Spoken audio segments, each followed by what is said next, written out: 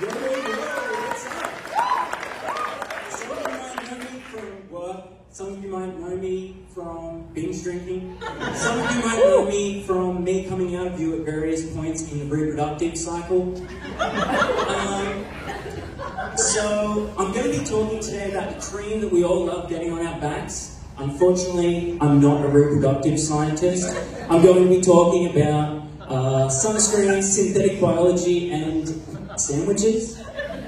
Woo! Okay.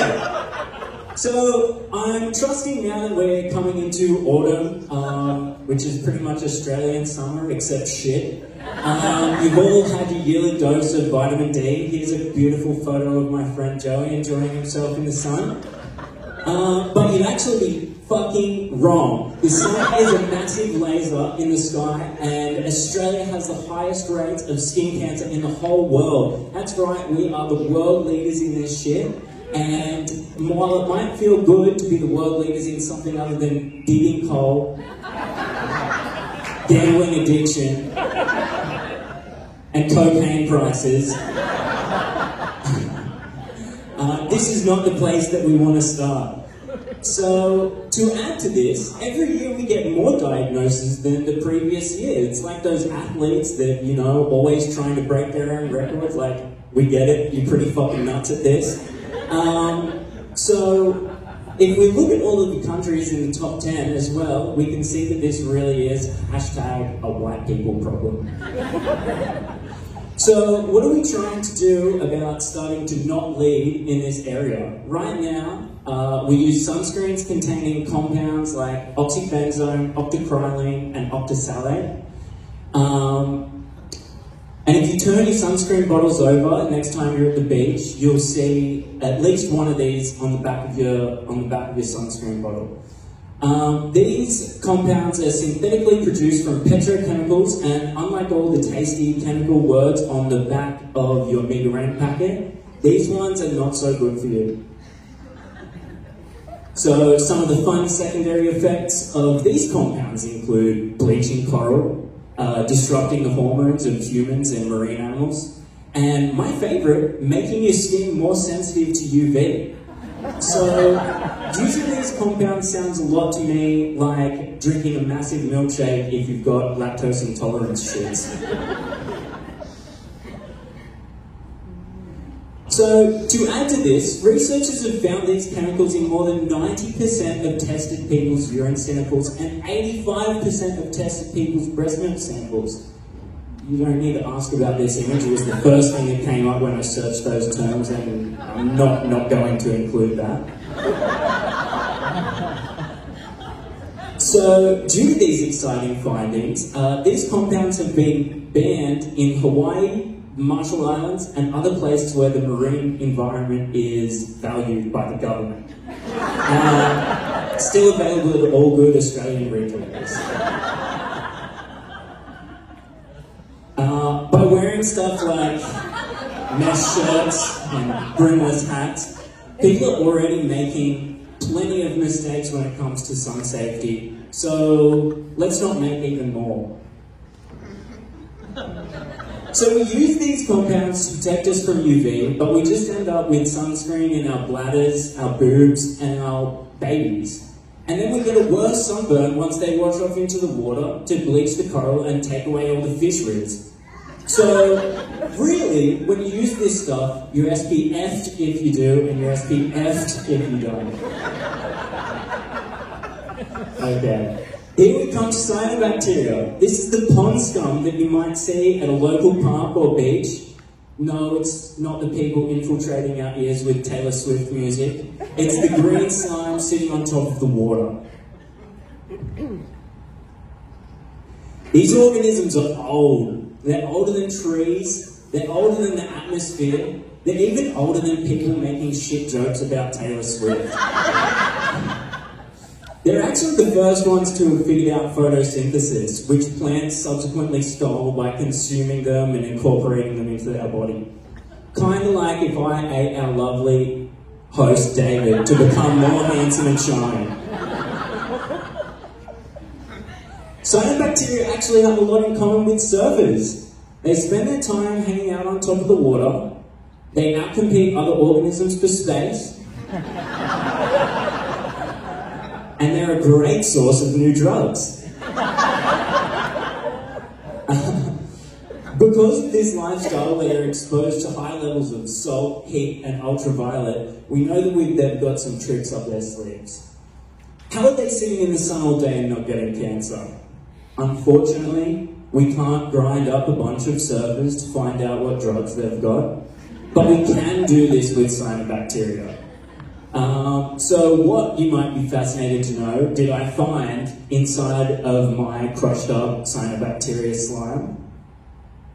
I found a solution. It's called mycosporine-like amino acids. So mycosporine-like amino acids, or MAAs, are a large group of compounds that many organisms like cyanobacteria, algae, and fungi use to protect themselves from the sun.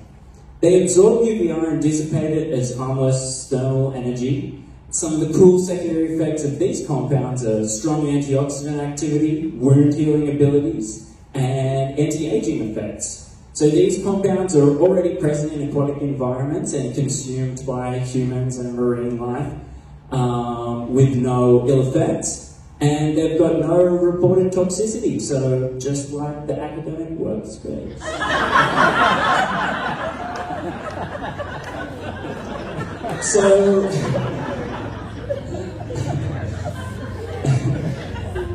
So we got these guys from a load of different environments, like this beautiful pond where I'm sitting relaxing.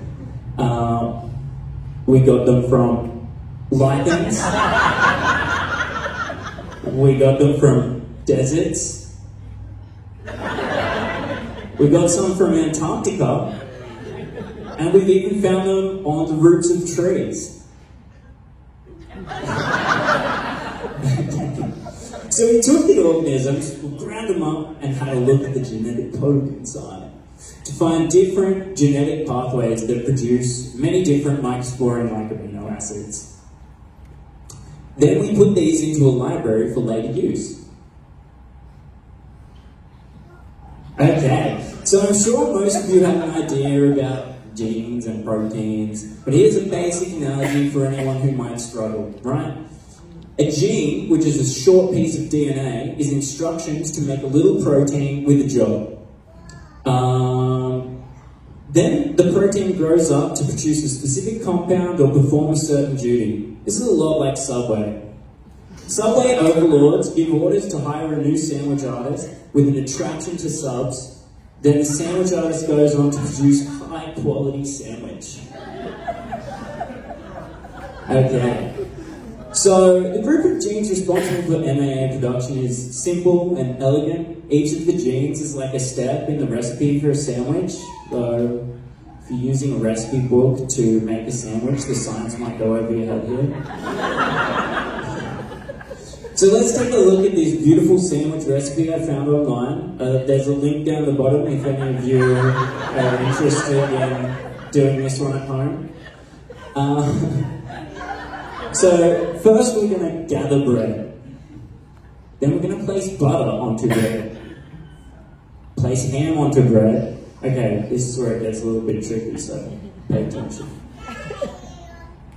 Place cheese onto ham. Place lettuce onto cheese. Enjoy sandwich? Okay. So let's look at our genes that help us produce our MAAs. So the first two genes are responsible for making the compound that all MAAs come from. This is like our buttered piece of bread. Then we have another gene which adds the first amino acid to this point here. And we have another gene which adds another amino acid up the top. This is like our microbial ham and cheese. And then we have a final gene which can make alterations, so it's like putting lettuce on or cutting off the crust or something stupid like that. So then what you do is you put on your sunscreen and feel really good about yourself for outsmarting an ancient colossal laser from space.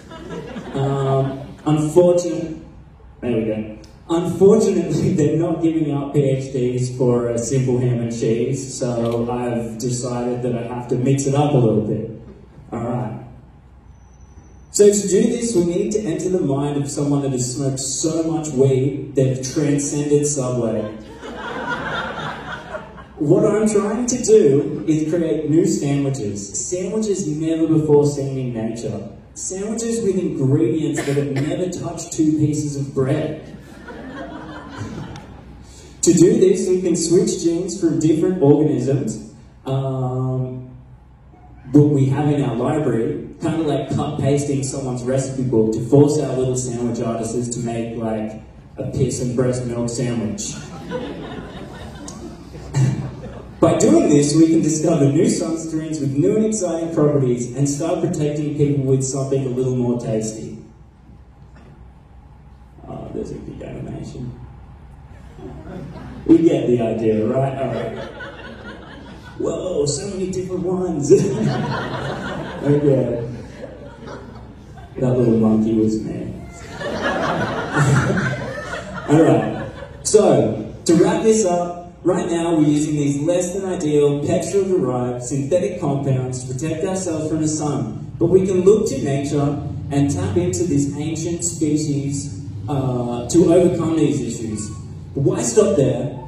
Why don't we rearrange and change the genes of these ancient species to make weird and brand new sunscreens? Stay tuned to find out more. I'm trying my hardest to cream all of your backs as soon as possible. Ladies and gentlemen,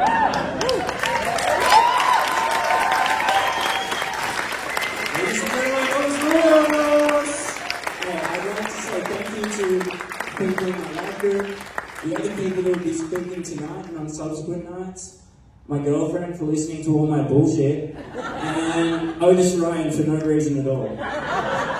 Thank you very much.